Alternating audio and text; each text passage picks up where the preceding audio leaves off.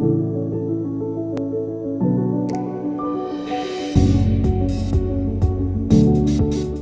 so let's Right. get into this couch talk. We Let's have do some, this. I think we have some very heavy topics too as well this morning. Ranging from heavy to lightning and upliftment. We kind of like gone from really Right. sober to a little bit like heightness. So, Yeah, give you a bowl, a cocktail right there. okay, look at you, honey, bun like an oats bowl cocktail kind of thing. Yeah, Something since like we're that. having oats today. Right? We do. Get that fiber in your diet.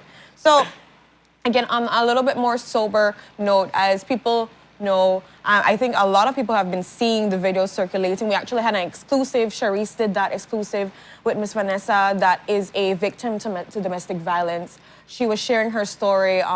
There was a few that happened too that was in public where people came to her rescue and her aid. You know, she had gotten Stabbed twice. stabbed twice, you know, I believe one in the head One in and then one in temple, the one in neck too. cheek. Yeah, Yeah. yeah. And so it was very disturbing. A lot of people were saying, I can't believe, you know, she's going through this thing. We need to stand up for her. She gave out some messages about, you know, she's gonna live for her children. There's many days that it's been super tough. And I think, to be honest, Miss Vanessa's story, I'm sure there's a lot of people that actually have that same story. Something very similar, that they are in a very toxic relationship, that they're trying to get away. Because she's mentioned she's tried to get away several times, and he finds her, he comes to her work, all these different things. Like, you don't have a safe place where you can feel like you're okay. And she left, you know, trying to save herself for the children, trying to save the children, because they're seeing these things as well.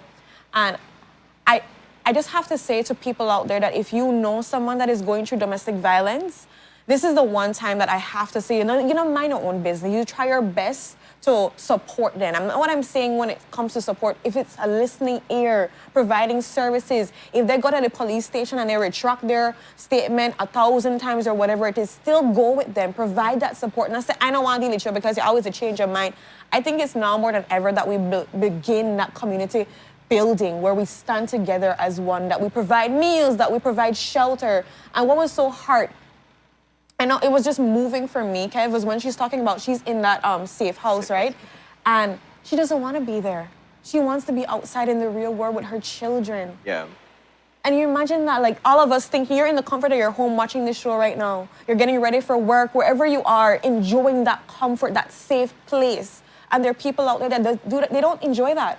They have to worry or look over their shoulders. It's a fear. They can't be with their family. And so I think that's something also for you to ponder on and think about the circumstances that other people are facing. Right. And then just to add to that, as she's talking, okay, she's in a safe house and she's like, okay, I am away from the person that was harming me. However, she's saying, I miss my family. And I think that's important to realize that even though people may say, well, she's safe now, but in reality, you know, being away from her children, and I reflect on things that I've had conversations with mother, that one night away from your children is like a million nights, right? So you worry about your children's safety, how they're doing.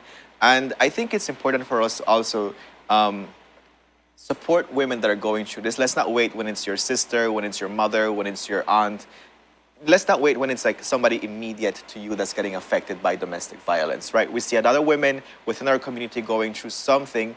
Let's speak up for them, as you rightly said. Let's support them and let's ensure that they're safe.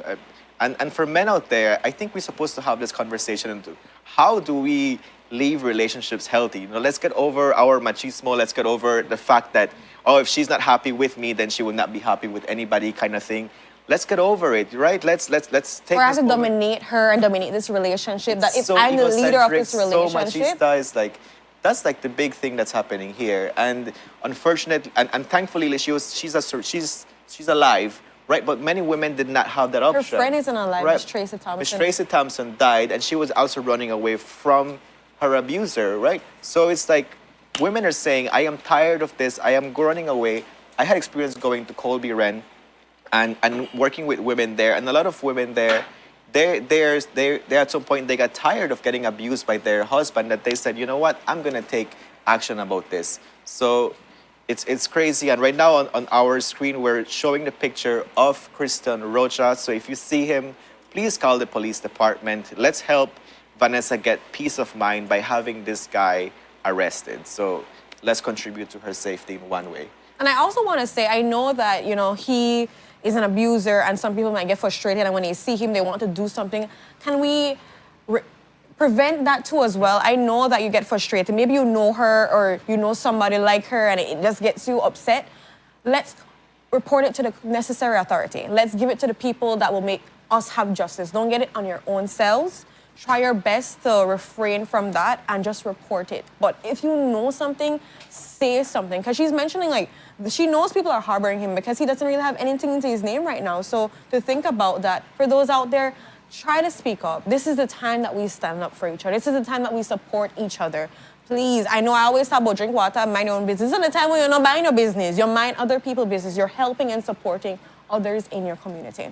Right. So moving on, Ren.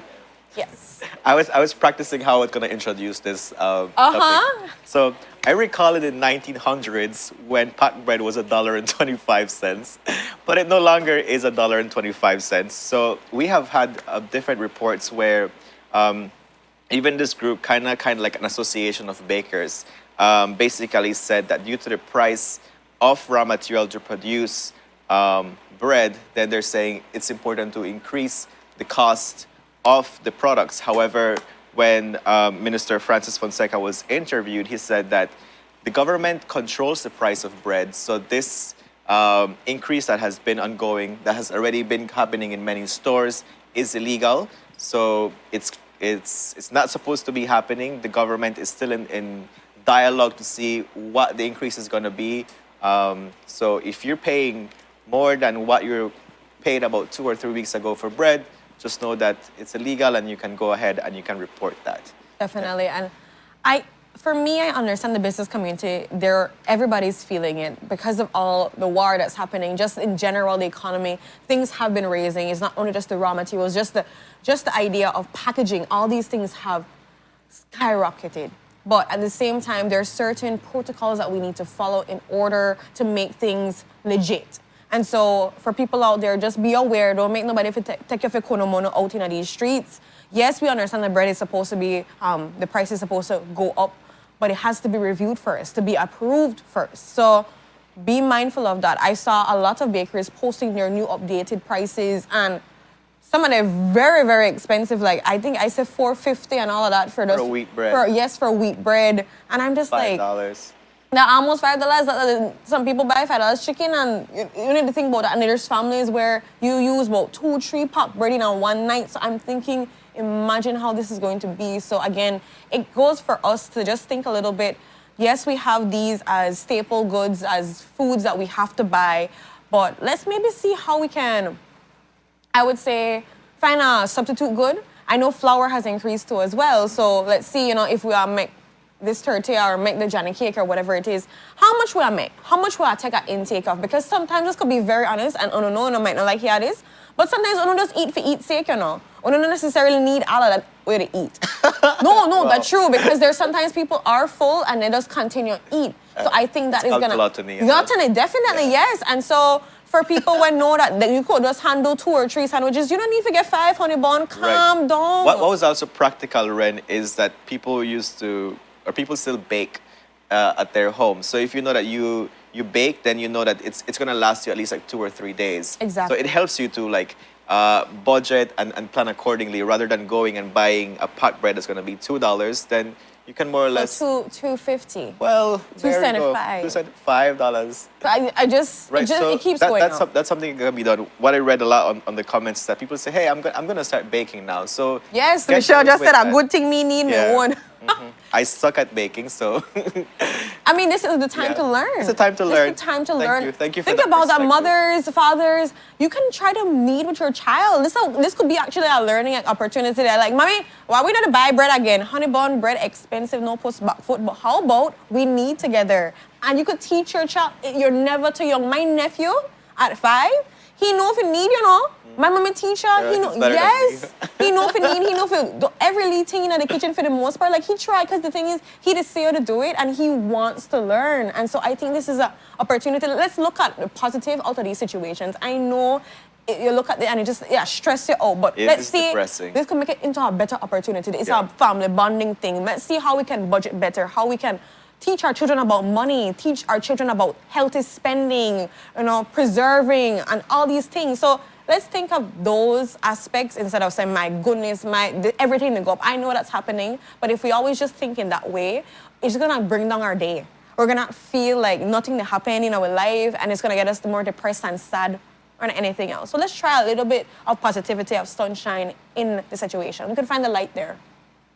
And so we're moving right on. Moving in a lighter on, note. finding the light, exactly. So different persons or different healthcare providers within the Ministry of Health are currently ongoing a training to address the mental health gap within the health system in Belize. So as we know, and this is no new thing, mental health is so stigmatized. So that's like a big barrier in people accessing services. But not just that, the availability of healthcare professionals that work in the mental health area is also limited, right? So in order to address this gap and to improve the mental well-being of our citizens, which has really been mostly affected by COVID-19, the Ministry of Health is currently ongoing in like a 2 or 3 month training that they aim to at least train 50 healthcare providers on mental health services, improve the way how they work with people, identify more gaps, and see how can they go about providing the service to the best quality for our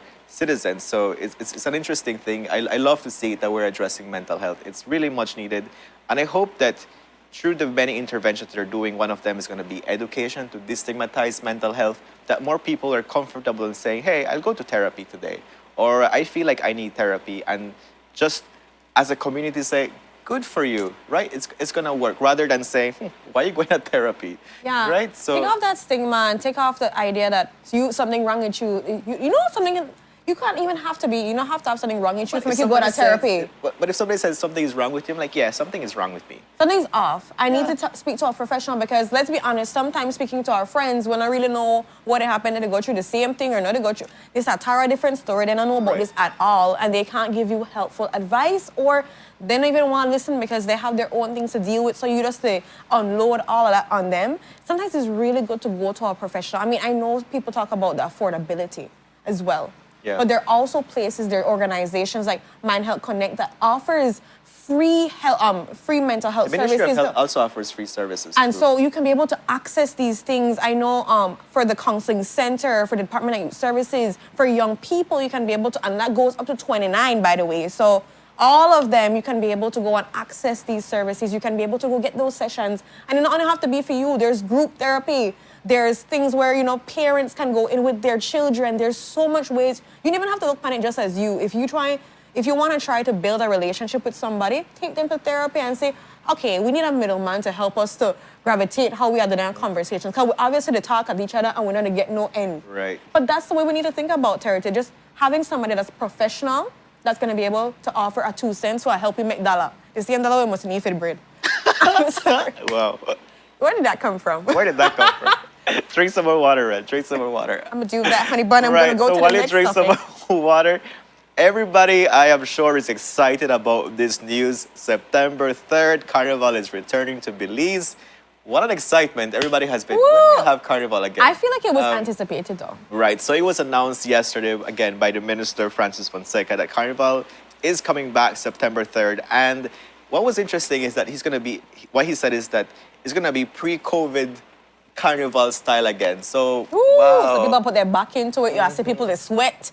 People that come, all kind of things where they happen. I mean, for a lot of people, they look forward to Carnival because it's just the time to put in to make the costumes. There's for the younger children that they go and they do the least stuff.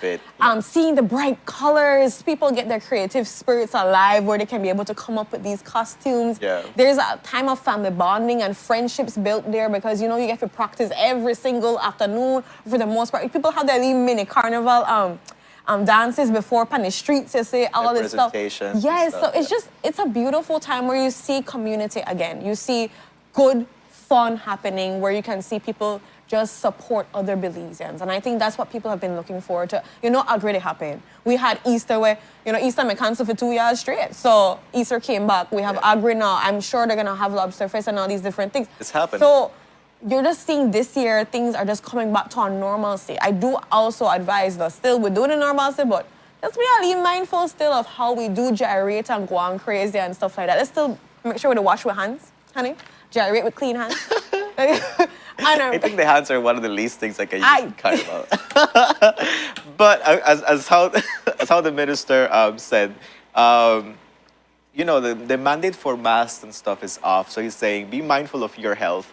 If you're gonna be in crowds, you know, use your mask accordingly. You're protecting yourself, you're protecting your community. But Carnival is back. It is back and it is ready, and people are just ready to have that fun. Yeah. So you know, like one thing I've been saying that I want to join a Carnival group every year, and then COVID hit, and I was like, I guess my dream is over. But it's so now it's back. So we're gonna see you in Carnival this year. Maybe you might see me on the streets. Ooh! We don't you know, after us having our Carnival special last year, guys, and I put on that fit, I'll be honest, I have to give serious props and respect to every single person out there that does Carnival. No, seriously, all fun and jokes aside. I know we go and we're like bystanders, we watch from outside and we're like, man, I love it how they... Guys, then the costumes sometimes, they really touch you and they scratch a little bit here. But I feel and it's like once you get into that outfit, it's like the whole spirit of Carnival just invades your body and you just get in the mood. I'm in purple a little bit because of the suit. Give me a little purple. But I'm just saying, like, for people that do Carnival, they have to have that passion, and I have to give them that respect because sometimes these things are super heavy. Sometimes they do get a little bit uncomfortable. You get a little scratch here and everything. So big up to yourself out there. We'll have that love and we'll put on those costumes. My big question with that was like, how do people in Carnival do whenever they want to pee? And that was one of like the big things. And it's because they're walking through the streets and people are pushing waters for them, Gatorade and all these different things. So, what you do? What you doing? Honey bun, tell us the secrets. Like somebody, you know, you just have to whisper it to whisper a sweet symphony in our ears. Make we know what happened when you want to use the bathroom. Because you know they walk for a long time. I don't know the dance. I don't know the sweat. So the water they come out from this way, and how the water come out from the other way. There we go. Questions.